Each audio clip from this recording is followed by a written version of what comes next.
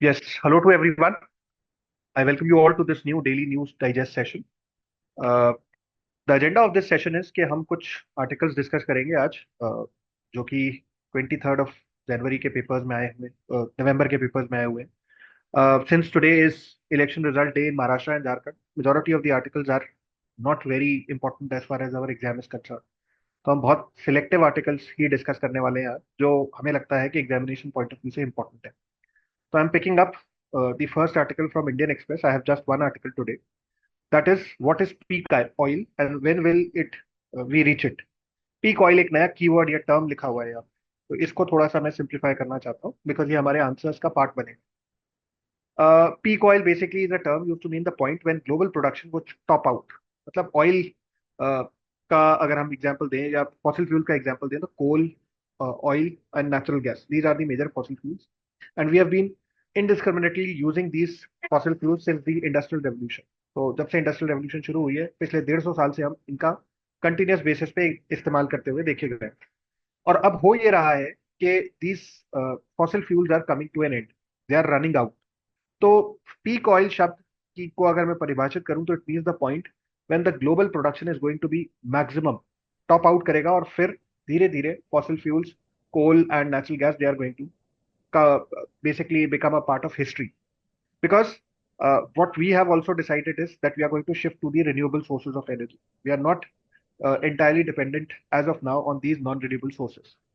तो इसकी हिस्ट्री लिखी हुई है कि 1956 M King Hubbert, US geo scientist working for Shell, he projected that कितने ऑयल रिजर्व्स हैं जितने हमारे पास है, और इनका प्रोडिक्शन था कि that global crude oil production would peak around the year 2000। Obviously this is wrong and supply अभी खत्म नहीं हुई and we still are using oil and in fact developing countries के केस में तो ये नंबर्स और बढ़े हैं। हमने अपना प्रोडक्शन कैपेसिटी, अपनी कंजम्पशन कैपेसिटी बढ़ाई है। तो this is what it is. फिर इसमें इन्होंने, सिंस प्रोडक्शन सही नहीं हुआ या इनका प्रोडिक्शन सही नहीं हुआ, लेकिन ऐसा नहीं है कि ऑयल का अनलिमिटेड रिजर्व है हमारे पास। We definitely are going to very soon hit an high in terms of oil production and then the numbers are going to start declining. फिर नीचे आप पढ़ेंगे तो इसमें एक टर्म दिया हुआ है, बिकॉज ये काफी कंट्रोवर्शियल टर्म है, फ्रैकिंग बोलते हैं इसको, हाइड्रोलिक फ्रैक्चरिंग। और अमेरिका में ऑयल प्रोडक्शन इसी के माध्यम से मेजॉरिटी ऑयल प्रोडक्शन होता था कुछ समय तक। तो इस वजह से this process involves injecting water and chemicals into rock which creates tons of tiny cracks that allow oil and gas to escape. United States में काफी हद तक फ्रैकिंग हुआ था and ultimately that is the reason why the country now produces more oil per year than any other nation in the world. Fracking is the reason, but fracking is environmentally harmful as a process. तो इस वजह से माना जा रहा है कि अब इसका प्रोडक्शन भी कम होना चाहिए और इन्वायरमेंट को दोबारा से हील करने का मौका देना चाहिए। Renewable energy has become very important. जैसे यहाँ पे कुछ नंबर्स भी लिखे हुए हैं। In 2023 the global increase in green energy capacity, that is green energy को हम शामिल करेंगे solar energy, wind energy, geothermal energy, hydro power energy, everything is going to be a part of renewables। They have hit a new record and they are marking the fastest growth rate in the past 2 decades। And this has been said by an organization called International Energy Agency। अब IEA as an institution पे prelims में question आ चुका है।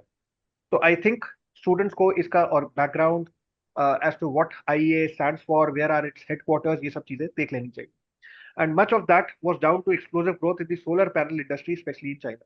Because जो raw material solar panels को बनाने के लिए चाहिए, रेयर अर्थ मेटल्स, चाइना में काफी सारा उसका सप्लाई मिल जाता है। That is why we'll see that renewables का शेयर बढ़ता जा रहा है एंड ऑयल पीक या पीक ऑयल जैसे हम ये टर्म दे रहे हैं, ये अब पास आता हुआ ये ईयर या ये डेट दिखाई दे रहा है। फिर इसमें कुछ और डेटा लिखा हुआ है जो स्टूडेंट्स को नोट कर लेना चाहिए। जैसे the IEA 2024 world energy investment report, एक रिपोर्ट मिली। There was a time that UPSC was very obsessed about asking questions from report. फिलहाल तो नहीं पूछ रहे 2-3 साल से, लेकिन एक समय था जब बहुत फ्रीक्वेंटली रिपोर्ट पे क्वेश्चन पूछ लेती थी यूपीएससी। तो अब हमें इस चीज का ध्यान रखना है कि हम कोई भी रिपोर्ट अगर यहाँ पे देखें आर्टिकल में, तो इसको हम एग्जाम पॉइंट ऑफ व्यू से डिटेल में कवर करेंगे। बिकॉज क्वेश्चन पूछे जाने की संभावना रिपोर्ट्स के ऊपर पर्टिकुलरली हमेशा रहती है। इसके अलावा जो एक और चीज हमें याद रखनी चाहिए, जैसे इस रिपोर्ट में लिखा हुआ है, which surpass fossil fuel investment for the first time in 2023। $2 trillion के आसपास का ये नंबर है जिसमें हम रिन्यूएबल्स को कहना चाहिए एक्सपैंड कर रहे हैं with slightly over $1 trillion going towards coal, gas and oil. This shows that renewables have beaten the non-renewable sources या fossil fuels. तो बात ये भी उठ रही है कि क्या फॉसिल फ्यूल्स का एंड आने लगा है। तो इसका शॉर्ट आंसर अगर मैं कहूँ तो yes, in the near by future we might see a reduction in the amount of fossil fuels that we consume.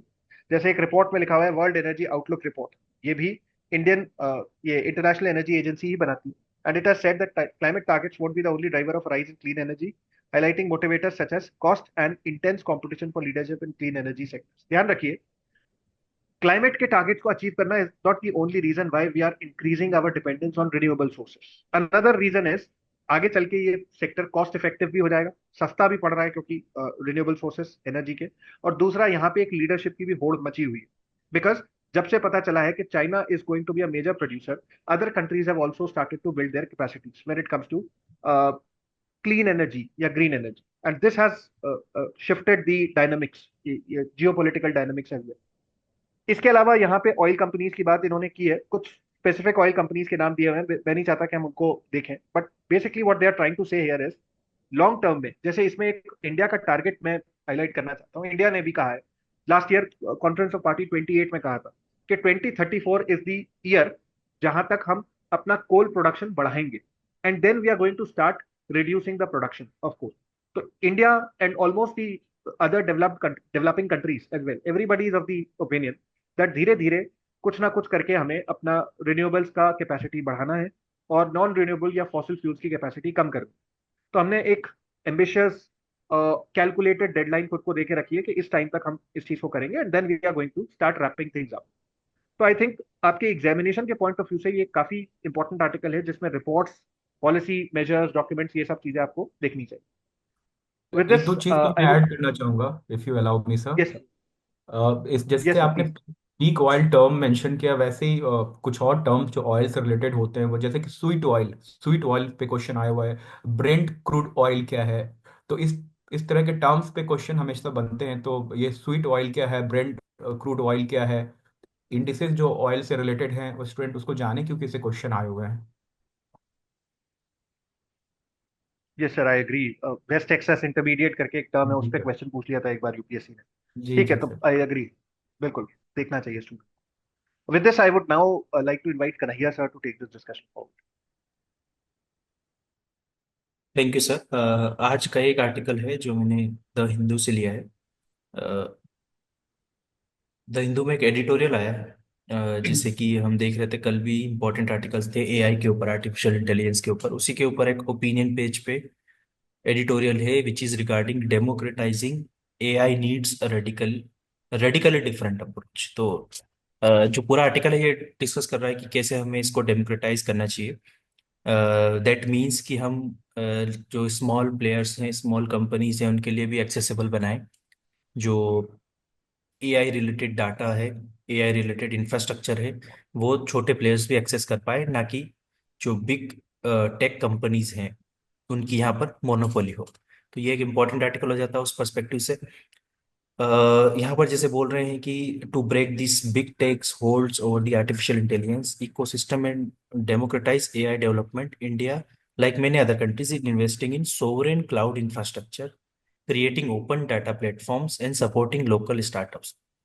एक टाइप से ये वे फॉरवर्ड में हम लिख सकते हैं कि किस टाइप की steps governments are taking, governments like India, जो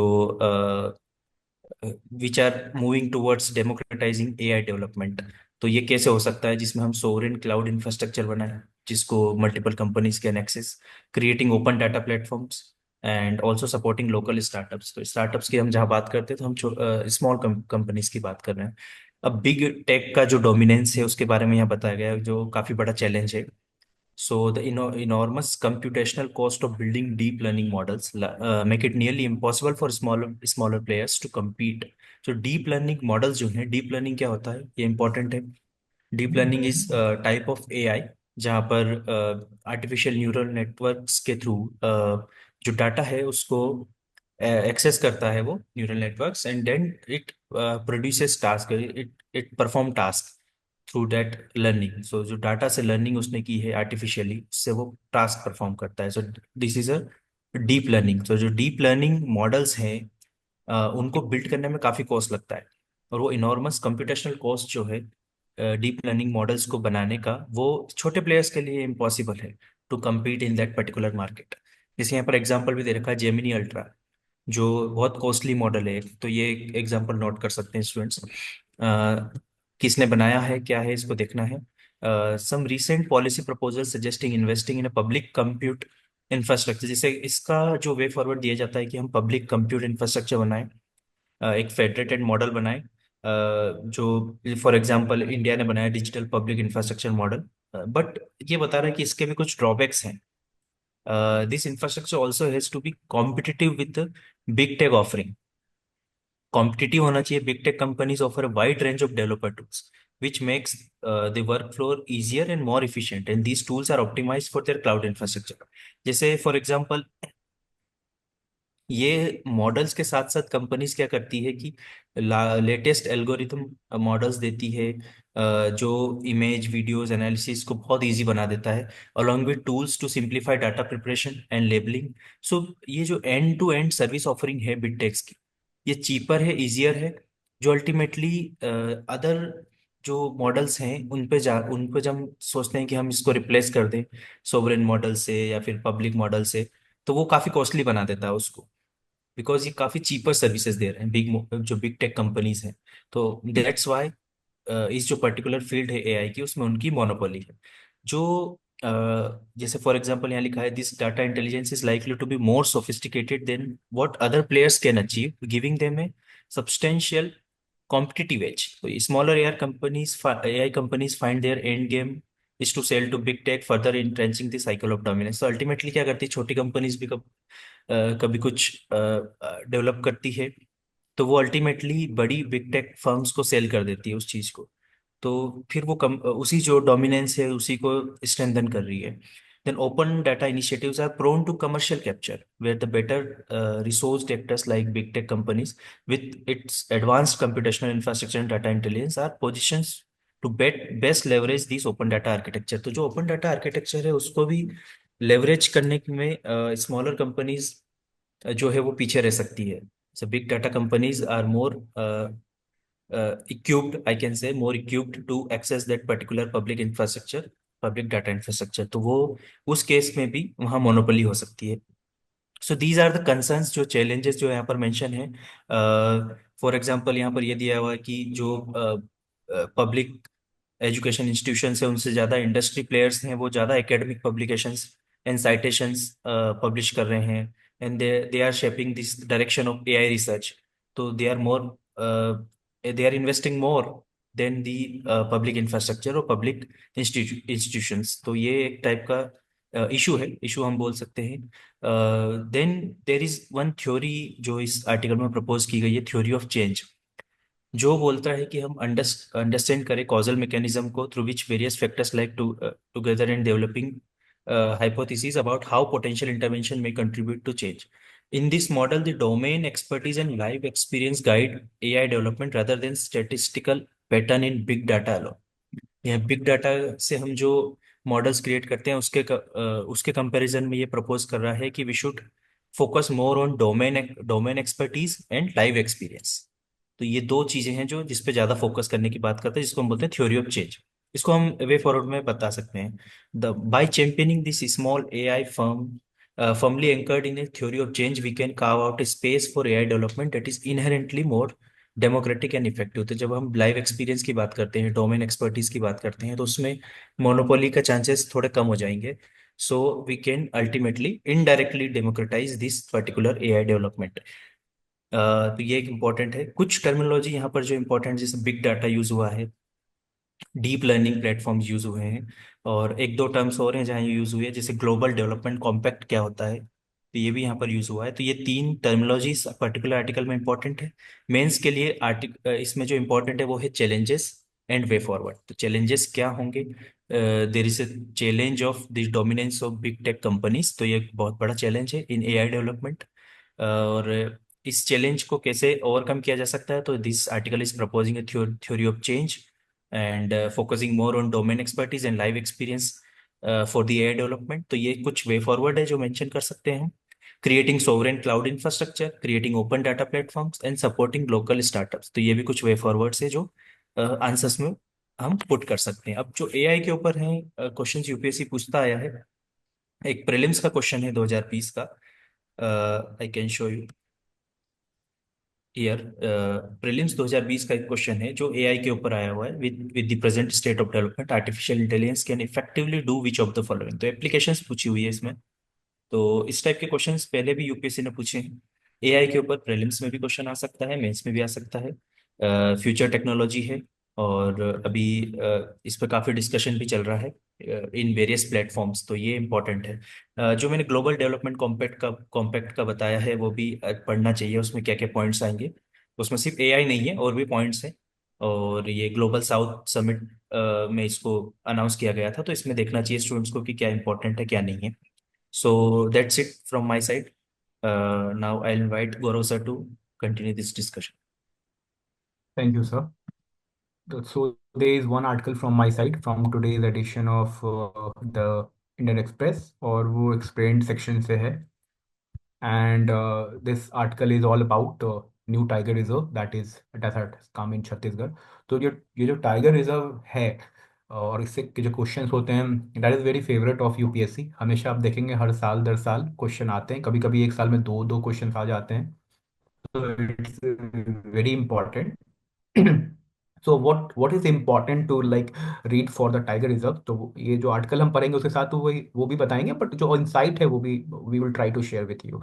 तो first is like Guru Ghasidas Tamor Pingla is a state India like 56 tiger reserve. तो इससे पहले 55 होंगे. तो ये जो 55 और 56 टाइगर रिजर्व है इंडिया में कहाँ कहाँ है, किस स्टेट में कितने हैं, कौन सा टाइगर रिजर्व सबसे बिगेस्ट है, कौन सा सबसे स्मॉलर है, student should make a list of that. आपको किसी किसी की बुक में भी मिल जाएगा. तो it's very important question can be asked. So this as it is mention here it is the third largest. तो what is the first largest? The first largest is Nagarjuna Salam that is in Andhra Pradesh. तो वो सबसे बड़ा है. ठीक है, उस पे क्वेश्चन भी आए हुए हैं. Then what is like Guru Ghasidas Tamor Pingla is the fourth tiger reserve in Chhattisgarh. ये भी इंपॉर्टेंट है.